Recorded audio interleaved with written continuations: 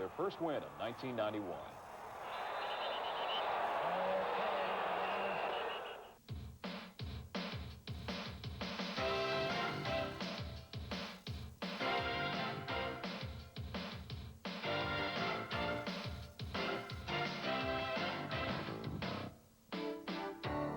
Inside UC Football, an in-depth look at the University of Cincinnati football program, featuring head coach Tim Murphy.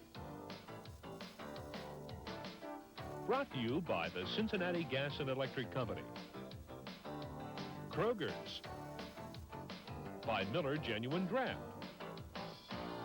and the Performance Automotive Network.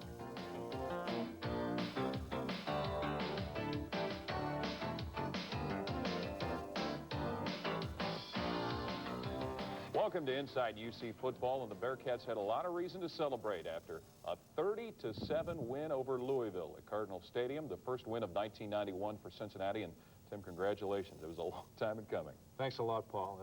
Yesterday was a turning point for our program. It was a turning point because we had played 3 consecutive strong games, even though this was the first win to show for it. And our kids grew up. They learned how to win. And the thing I'm most proud of is they've dealt with a ton of adversity. And we always talk about being persistent, being relentless, and I think that was the epitome of it yesterday. One of the things that you had preached in the last couple of weeks that had cost your football team was mistakes, and you had preached before this game that they had to be eliminated completely, and they were. We knew our kids would play hard. You know, we knew they'd play with a lot of intensity and emotion. We said, we've got to play a smart football game. If we don't allow big plays, and if we don't turn the football over, we are going to win this football game. And that's basically exactly what we did. As we get a chance to look at the first half highlights, starting off the football game, your team was able to physically take it to Louisville. Well, obviously, Louisville was coming off a huge win against Southern Miss, who beat Auburn yesterday. And, you know, I'm not sure they were prepared to play with the intensity that our kids came with. And it made a huge difference from the get-go. Now, Louisville was ranked number 16 in the nation in pass defense, and you had been hoping to see your running game develop, and the combinations worked out real well. We felt right away they'd come out trying to stop the pass because our running game hadn't hit the point where we thought that people would defend it as much, and we came out and just jammed it right down their throats. In throwing the football, you didn't go downfield like you had in some of the previous games. I guess that was by design. Well, when they played cover 3, we felt that we would just throw the ball control routes. When they played cover 2, we wanted to run it right at them. Your running backs, in particular Vince Powell, started to break loose the way I know you had hoped and thought they were all capable of doing. Yeah, but it all starts with the offensive line, Paul. I think those are the guys that had the best game of their careers yesterday. They had some great blocks. They finished everything. They hit some big holes, and I could have run through that. It's a great run, but I might even get through that one. We had talked in the last few weeks about how the line had blocked well for pass protection and hadn't quite made that transition to doing it for the running game. What are some of the differences that they had overcome? I guess they just needed more reps, a little more emotion, a little more technique, whatever. But all those things came together yesterday. I am confident we'll be able to run the ball very efficiently the rest of the season. Let's clarify this for the record. This was not an intentional trick play on this kickoff return. No, that was John Cockrell's mother's prayer. She's been saying prayers for us, and that was answered right there. That was supposed to be a squib kick further downfield, right? Well, that's correct. It was a tough win. We tried to cut through with a squib kick.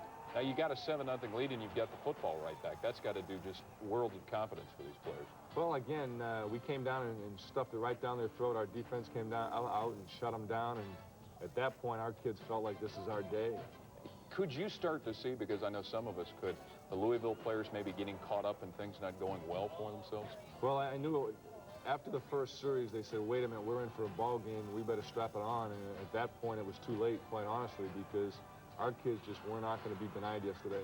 And then you get down in the goal line, and the goal line offense has been a nemesis the last few weeks, and you sneak one in. Well, we got a monkey off our back there, there's no question. But I think the things that happened to us on the goal line the last two games were, I don't think a lack of execution, is just not making the plays. You know, we had a fumble, a drop pass, things like that. That's human error. That is going to happen.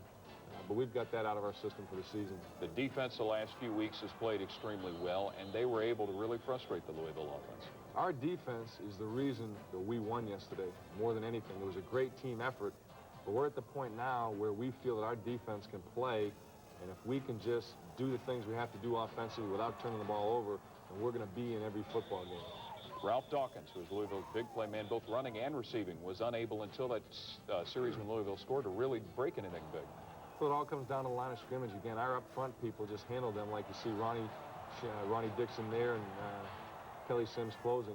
It all starts up front, and both offensively and defensively, we control the line of scrimmage, and again, it's that simple. It's blocking, it's tackling, and that's where we're a little bit better yesterday. I think we can also see the big differences in Louisville's offense from a year ago and what they aren't able to do that they were before. Well, there's no question that you don't replace a Browning Nagel overnight. That's why he's getting paid $500,000 a year for the New York Jets. You know, how often those quarterbacks come along, I don't know. But, you know, they got a good, solid kid, but it's just not the same thing. You were able to get them to have to kick 3 downs and out a majority of the afternoon, and that's something that hasn't happened to Louisville very often, and that your defense hasn't had to happen a whole lot. Well, Paul, our defense is playing with a lot of confidence. We've come absolute light years from game 1, as everybody knows, and I think the bottom line is that they've realized now that if they execute, if they're assignment conscious, that physically they can play. He mentioned physically, and we've seen that against Bowling Green and Miami, but against what could be a physically dominating football teams at times in Louisville, you dominated them. Well, again, we've made great strides there. We still have a long way to go as far as I'm concerned. You know, we're perfectionists, and we want to get bigger, stronger, faster. We want to recruit more big, strong, fast kids. But what they've done with Mickey Marotti in the weight room is paying dividends, and every single one of our kids realizes. So they're hooked now. They are hooked on strength and conditioning. The defense did not allow any big plays from Louisville. And as time goes on and you're at this point of the game, that's got to give them a great deal of confidence that they can stop a good offensive team. Well, exactly right. Right now, they've made them punt the football so many times that they go into the field expecting themselves to stop them. We talked about punting, and by your punting and in receiving Louisville's, field position did not become a deterrent. Well, field position was the key from the beginning of the game because of a very strong wind, and we felt like we're going to have to march it out in the first series on the ground, and we did so, and I think the combination of those things gave us good field position all day. And this may have been the play of the game, a 50-yard touchdown run by Mike Rifford. Well, once we get up about 14-zip, they tried to come after us with the blitz, and we felt like if we could pop a trap on them, that would get them out of it and also give us a big play, and that's exactly what you saw with Mike Rifford there. And it wasn't much of a hole, but he found it and slid through it. He can find a crack, I'll tell you. He's a very tough kid, as we've discussed, and all of our backs ran very hard yesterday. Okay, you're up 27-0 at halftime, and obviously everybody's got to be terribly excited. How do you try and contain them and get them to keep it in perspective with 2 more quarters to play? Well, I think what we told our kids, and hopefully our kids understood, that this is a football team, Louisville, with a lot of pride. They've had a lot of success the last year or two, and you know exactly what's going on in Louisville's locker room. You know, they're smashing blackboards and lockers and whatever they can get their hands on. You know, they're going to come out like a bunch of wild men.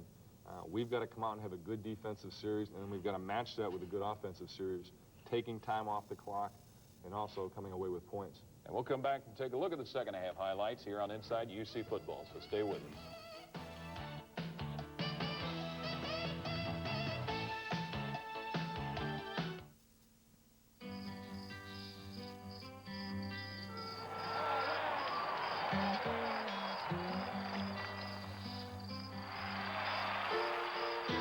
For all that the river means to Cincinnati, CG&E protects it by supporting programs to ensure water quality. CG&E works to preserve the Ohio, but Cincinnati brings it to life. CG&E, more than a source of energy, a source of inspiration.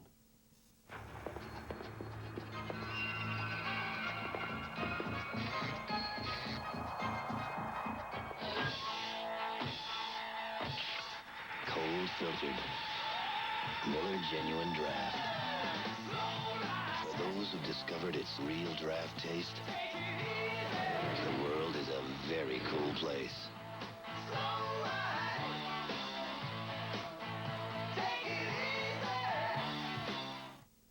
I drive 40,000 miles a year because I'm in sales, and I need a dealership that I can count on, and Performance Lexus gives me performance and reliability.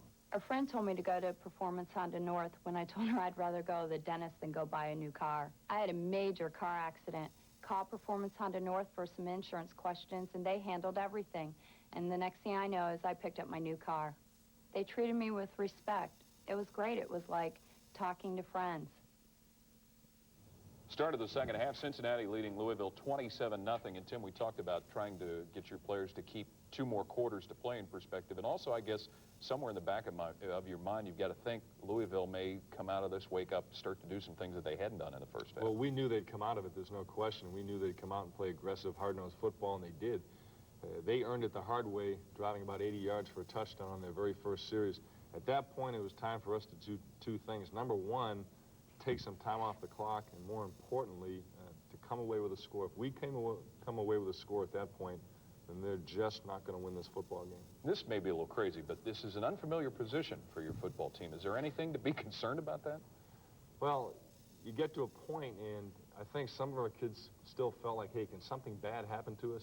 And once we get over that hump in the fourth quarter, we not only got over a hump for the game, but a hump for this team. They realize now that good things can happen to them, good things will happen to them if they execute, if they play hard, if they prepare real well. And I can't emphasize what a big hump we got over yesterday. As we start looking at the second half, Louisville's score came on the opening kickoff to start the third quarter, and they did it somewhat uncustomarily to the way Louisville usually moves down the field. Exactly. And that was by running the football down. Well, they got to find back in Ralph Dawkins, and here I thought we picked up another 7 here to put it away, but apparently they got a pass interference out of there. So, and Louisville still scores on this drive, and you overcome all of that and still keep things going your Well, way. that was the thing. We overcame adversity. We didn't stop them. They got a big break there. But our offense comes back and takes about 5 minutes off the clock and hammers it in for a field goal. And at that point, you know that, hey, the way we're running the football, the way we're playing defense, they are not going to get enough possessions to win this football game if we don't turn the ball over. Right, and nobody hangs their head after Louisville's able to score. Oh, no, our bench was fired up. Those kids were not going to be denied, no way. I guess one of the things that also became very obvious early in the game is Louisville's crowd was taken out of the contest. Well, I'll tell you what, they're a loud crowd, especially down in that eastern end zone, and they took it out of it. I was a little disappointed with their fans, quite frankly. What they've done with that program is tremendous. What they've done for the city of Louisville, for them to boo those kids, it just blows my mind. Yeah, they turned on him real quick. We get a chance to see Vince Powell turn in another long run, and I guess it's a credit to him to keep playing as hard as he has, given the frustration he's had early in the season. Well, I got to give Vince credit. He's maintained his patience and his poise, and it paid off yesterday. He's a talented kid. I think more important, he's a tough kid. He runs hard, and I think our linemen and his peers appreciate that. Now, here's the field goal we had alluded to earlier by David Rowe. This was important for a few reasons you had mentioned. David Rowe is one of the most important people on our football team.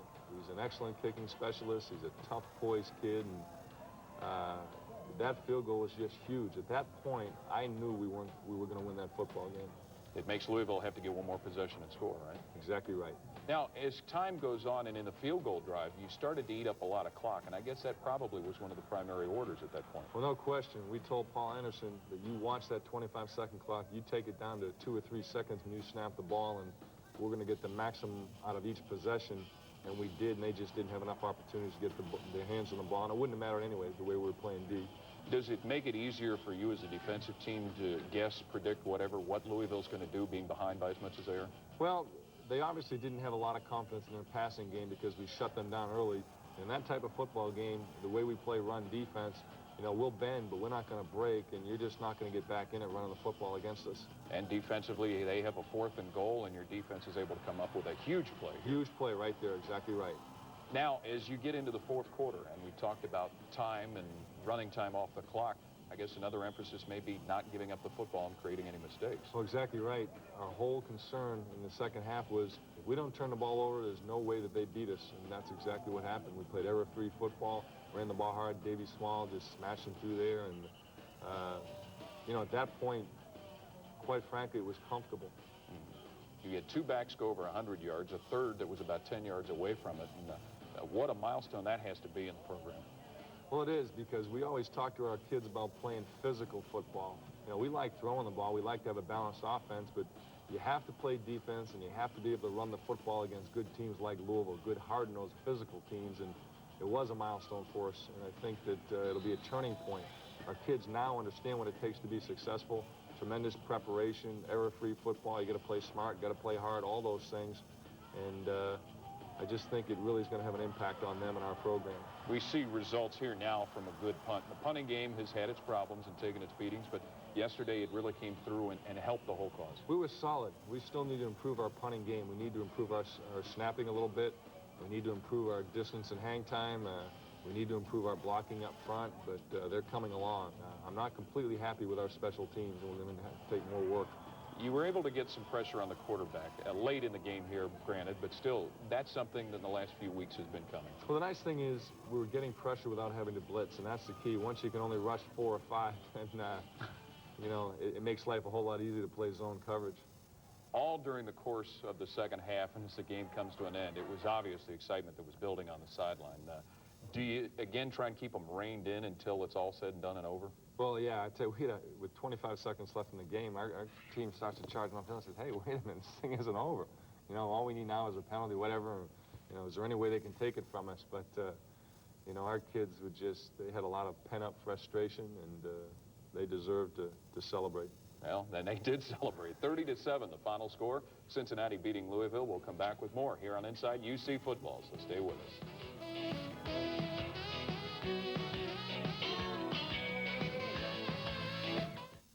Performance Honda East has treated me as though I were the only customer they had since the time that we started with them 11 years ago.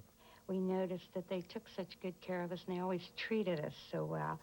And they always have been so honest in their dealings with us. Performance Honda East is one you can depend on. You can bank on it. And I wouldn't go anywhere else, Yeah. really. I don't care what they sold. It's because you're tight, too. They're reasonable. The Kroger Cost Cutter Scissors stand for something very special.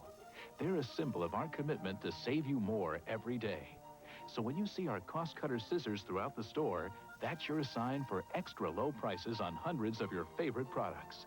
Kroger cuts your costs every week in every department through the buying power of over 1,000 stores. We buy more, so you save more, right where it really counts. See the difference Cost Cutters make. Go Krogering. CG&E helped Mr. Bookman save hundreds of dollars in energy costs. His business is more successful than ever. And since we shared our innovative ideas, he's been coming up with a few of his own. Because small businesses are a big part of Cincinnati, CG&E offers free consultations to help them improve energy efficiency. CG&E, more than a source of energy, a source of inspiration. Full roast out here. We're 1,000 miles from anywhere. Is that a ship? No one will save us. 3 Miller Genuine Drafts.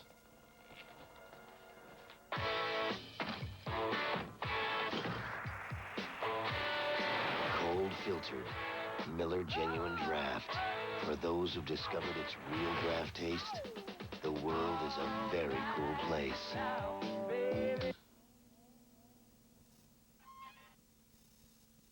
We talked about the success that Cincinnati had at Louisville in the rushing game. 2 backs that went over 100 yards, a third that was very close to it. And Tim, there were a lot of things that went into that success of running the football on the ground. Well, I think there were a lot of things. One, we'd thrown the football fairly well, so people felt like they had to defend it. But I think the biggest thing was our offensive line played their most complete game to date. And, you know, anytime backs rush for 2 guys for 100 yards apiece, you know they've had a great day. One of the things we'll take a look at is the 21-yard touchdown run by Vince Powell. And one of the keys to that seemed to be being able to get through an early hole that developed from the line. Well, we felt that there was such an aggressive defense that having a misdirection counter in this week, which we hadn't featured lately, would be a good play for us. It was really Harry Heastan, the offensive line coach, thought it would be a good idea, and we put that in, and we just had a great execution all day. Their backers tended to overrun it. And in this situation, we had faked the sweep. We had run the sweep a couple times through our trips formation. We came out, ran the sweep 3 times, and then boom, the linebackers just flew. Just the counter tray play that the Redskins made famous. We're going to chip the end man line of scrimmage, block down on the middle linebacker, trap with the off guard on the end man line of scrimmage, pull our tackle through in the linebacker, and Vince just sailed through unhit. As we get a chance to look at it on videotape, one of the other things that showed through very obviously in it was this, after he got through the hole, he eluded a couple of other defenders downfield. Well, Vince has good moves. He's got good acceleration, and we needed to break him open in the open field. We know that he's got good speed, but he showed, as you mentioned earlier in the show, real toughness in running the football. Well, I think that's the key. At this level, you need guys that can break tackles. You know, fast guys don't mean anything unless you can run with the football and break tackles, and both he and Dave Small and Britt and Chucky Fitzgerald are capable of doing that. It's been a frustrating start for those guys, but they were able to shake it off and do well yesterday. Well, again, the thing that our staff is so pleased with is, I don't know if you can identify a team in the country that has faced as much adversity and come as far as fast as we have. And that's very gratifying to our staff, and we just cannot be more pleased about our kids.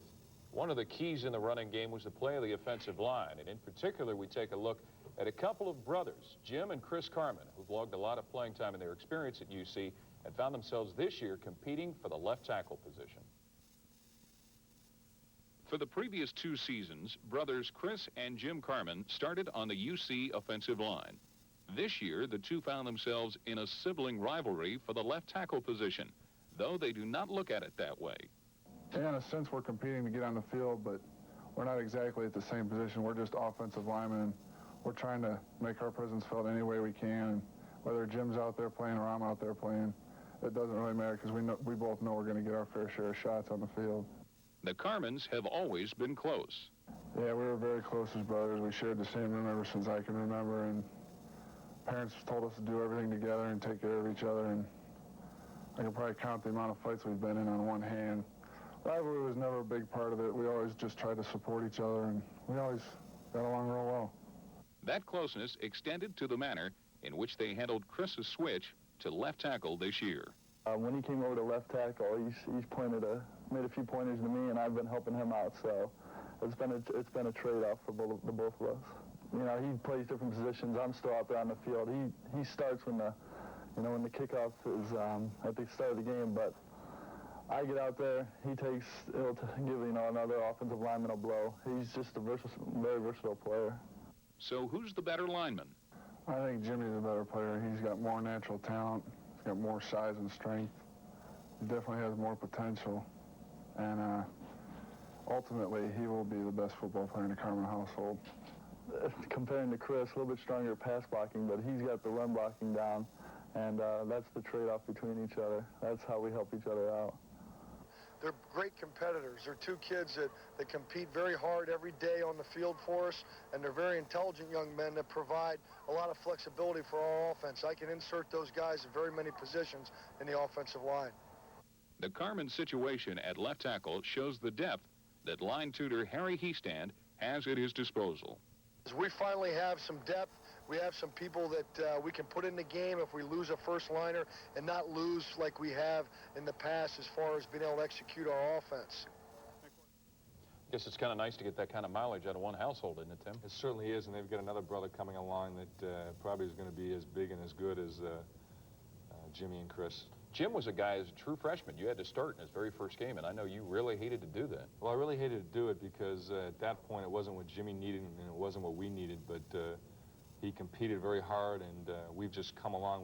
We've gotten more good players, and we have a little more depth, not where we want to be, but we're getting there. And I guess the two of them are the real signal of how the offensive line has come along in the last couple of years. Absolutely, and we've got some good young kids, but I think the seniors, Chris Carmen and Richard Johnson and John Arena, give us tremendous leadership, and we're starting to pick up upon that with the younger players. We'll come back and take a look at the Bearcats' next opponent, Kent State, when we return with more of Inside UC Football.